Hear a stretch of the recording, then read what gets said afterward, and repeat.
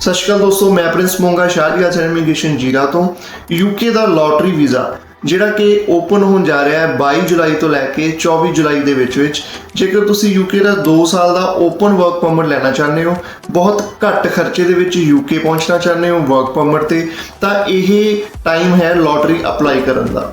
ਜੇਕਰ ਤੁਹਾਡੀ ਏਜ 18 ਤੋਂ 30 ਸਾਲ ਦੇ ਵਿੱਚ ਹੈਗੀ ਹੈ ਤਾਂ ਤੁਸੀਂ ਇਹ ਲॉटਰੀ ਅਪਲਾਈ ਕਰ ਸਕਦੇ ਹੋ। ਸਾਡੀ ਐਕਸਪਰਟ ਟੀਮ ਦੀ ਮਦਦ ਦੇ ਨਾਲ ਅਪਲਾਈ ਕਰਨਾ ਚਾਹੁੰਦੇ ਹੋ ਤਾਂ ਸਾਡੇ ਆਫਿਸ ਵੀ ਵਿਜ਼ਿਟ ਕਰ ਸਕਦੇ ਹੋ ਜਾਂ WhatsApp ਤੇ ਵੀ ਆਪਣੇ ਡਾਕੂਮੈਂਟ ਸੈਂਡ ਕਰਕੇ ਤੁਸੀਂ ਅਪਲਾਈ ਕਰਵਾ ਸਕਦੇ ਹੋ। ਅਸੀਂ ਪਿਛਲੇ 2-2.5 ਸਾਲਾਂ ਦੇ ਵਿੱਚ ਬਹੁਤ ਸਾਰੇ ਕਲਾਇੰਟਸ ਦਾ ਯੂਕੇ ਜਾਣ ਦਾ ਸੁਪਨਾ ਪੂਰਾ ਕਰ ਚੁੱਕੇ ਹਾਂ ਲॉटਰੀ ਵੀਜ਼ਾ ਦੇ ਥਰੂ। ਜੇਕਰ ਤੁਸੀਂ ਚਾਹੁੰਦੇ ਹੋ ਕਿ ਸਿਰਫ ਹਜ਼ਾਰਾਂ ਰੁਪਏ ਖਰਚ ਕੇ ਯੂਕੇ ਦਾ ਵਰਕ ਪਰਮਿਟ ਮਿਲ ਜੇ ਤਾਂ ਇਹ ਰਾਈਟ ਟਾਈਮ ਹੈ। ਤੁਹਾਨੂੰ ਅਪਲਾਈ ਕਰਨ ਦੇ ਲਈ ਚਾਹੀਦਾ ਸਿਰਫ ਪਾਸਪੋਰਟ ਐਂਡ ਪੈਨ ਕਾਰਡ। ਤੁਸੀਂ ਹੇਠ ਦਿੱਤੇ ਹੋਏ ਨੰਬਰਸ ਤੇ ਸੰਪਰਕ ਕਰ ਸਕਦੇ ਹੋ ਜਾਂ ਸਾਡੇ ਆਫਿਸ ਵਿਜ਼ਿਟ ਕਰਕੇ ਆਪਣਾ ਲॉटਰੀ ਵੀਜ਼ਾ ਅਪਲਾਈ ਕਰਕੇ ਯੂਕੇ ਜਾਣ ਦਾ ਸੁਪਨਾ ਪੂਰਾ ਕਰ ਸਕਦੇ ਹੋ। ਧੰਨਵਾਦ।